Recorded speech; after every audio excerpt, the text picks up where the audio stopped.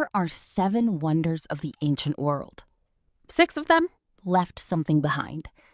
The Great Pyramid of Giza still stands. The Temple of Artemis left ruins. The Colossus of Rhodes left fragments. Even the ones that were completely destroyed left traces, evidence, proof that they existed. But the 7th wonder? Nothing. Not a single stone. Not a single inscription. Not one contemporary record from the city where it was supposedly built. The Hanging Gardens of Babylon, one of the most described, most celebrated, most iconic structures in human history, has left 0 archaeological evidence. And the darkest theory isn't that it was destroyed. It's that it was never in Babylon at all. And the even darker theory beneath that, it may never have existed. Let's start with what ancient writers actually said. The earliest mention of the Hanging Gardens was recorded by Greek historian Berosus around 280 BCE. According to him, King Nebuchadnezzar II built the gardens for his wife Amoritus. Greek and Roman texts paint vivid pictures of the luxurious Hanging Gardens. Amid the hot, arid landscape of ancient Babylon, lush vegetation cascaded like waterfalls down the terraces of a 75-foot-high garden.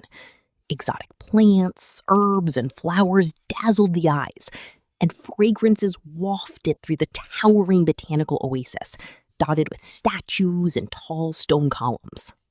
Nebuchadnezzar II was said to have constructed the gardens as a gift to his wife, who was homesick for the beautiful vegetation and mountains of her native Media, the northwestern part of modern-day Iran.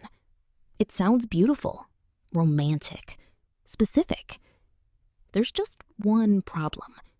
We know the Hanging Gardens almost entirely through literary sources written centuries after their supposed construction. Every writer who described the gardens in detail described them from second-hand accounts, from stories, from other writers who had also never been there. Herodotus, who describes Babylon extensively in his histories and actually visited the city, never mentions the Hanging Gardens at all. The most famous travel writer of the ancient world went to Babylon, wrote about everything he saw, and didn't mention the most spectacular structure supposedly standing right in front of him. When modern archaeologists began excavating Babylon in the 19th and 20th centuries, they found extraordinary things. They found Nebuchadnezzar's palace, his throne room, his city walls, so massive they were described as another wonder in themselves, his temples, his administrative records.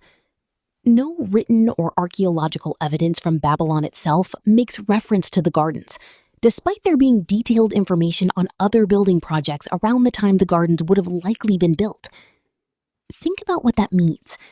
Nebuchadnezzar kept detailed records of everything he built. His scribes documented his military campaigns, his construction projects, his religious offerings. If he had built the most spectacular garden in human history as a gift to his queen, he would have written about it. He didn't. Among the 7 wonders of the ancient world, the Hanging Gardens occupy a unique and troubling position. They are the only one of these magnificent monuments for which no confirmed archaeological evidence has ever been discovered. While the Great Pyramid of Giza still stands, the Colossus of Rhodes left behind scattered fragments, and the Temple of Artemis yielded architectural remains, the Hanging Gardens have left no definitive trace. 0. From the most documented ancient city in Mesopotamia. But here's where the story gets genuinely strange. Because the gardens might not be a myth. They might just be in the wrong city. Dr. Stephanie Daly, an honorary research fellow at Oxford University, spent the better part of 2 decades researching the Hanging Gardens and studying ancient cuneiform texts. She asserts that the reason no traces of the Hanging Gardens have ever been found in Babylon is because they were never built there in the first place. Daly argues they were built in Nineveh, 300 miles north of Babylon, the capital of the rival Assyrian Empire. And not by Nebuchadnezzar, but by the Assyrian king Sennacherib, a century earlier than scholars had previously thought. The evidence is surprisingly compelling. In the 19th century, British archaeologist Sir Austen Henry Layard unearthed massive stone panels at Nineveh depicting lush gardens raised on terraces and fed by aqueducts, matching classical descriptions almost exactly. Daly also points out that Nineveh was located where there was regular rainfall and mountainous topography, far more suitable for the kind of elaborate garden described than the flat desert landscape of Babylon. And then there's the most damning clue of all. Nineveh was sometimes nicknamed Old Babylon in ancient texts. A city nicknamed Babylon, gardens built there, writers centuries later calling them the Gardens of Babylon. The greatest wonder of the ancient world may have been misattributed to the wrong king in the wrong city for 2,000 years. But even if the gardens were in Nineveh, there's a darker question underneath all of this. How did a structure described in such vivid detail by so many ancient writers leave absolutely no confirmed evidence anywhere? The paradox deepens when we consider that we know the Hanging Gardens almost entirely through literary sources, written centuries after their supposed construction, transmitted through multiple layers of cultural and linguistic translation, and never confirmed by contemporary documentation. Here's the theory historians don't like to say out loud. Ancient writers copied each other. One writer described the gardens. The next writer read that description and repeated it, adding details, making it grander, more beautiful. The next writer did the same. By the time the Romans were writing about the Hanging Gardens, they were describing a legend that had been growing and changing for centuries. A story built on a story built on a story.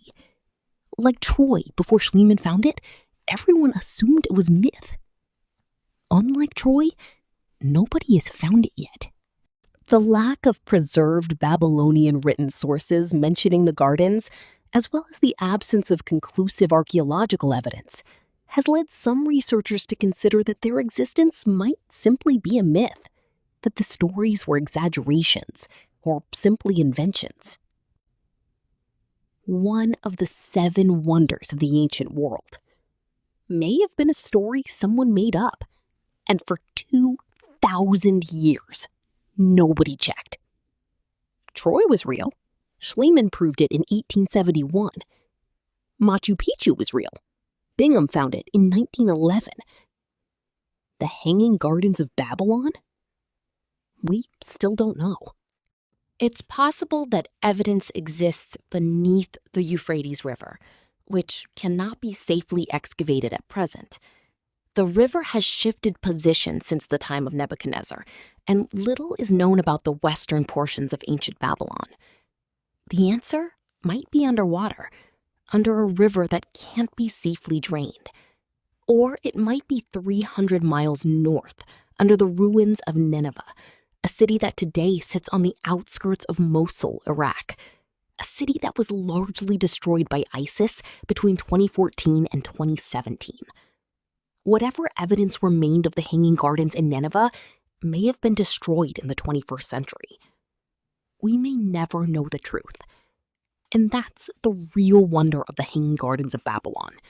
Not that it was built, but that a story so beautiful was powerful enough to survive 2,500 years without a single stone to prove it. Subscribe. Next week, we uncover another story history buried too deep.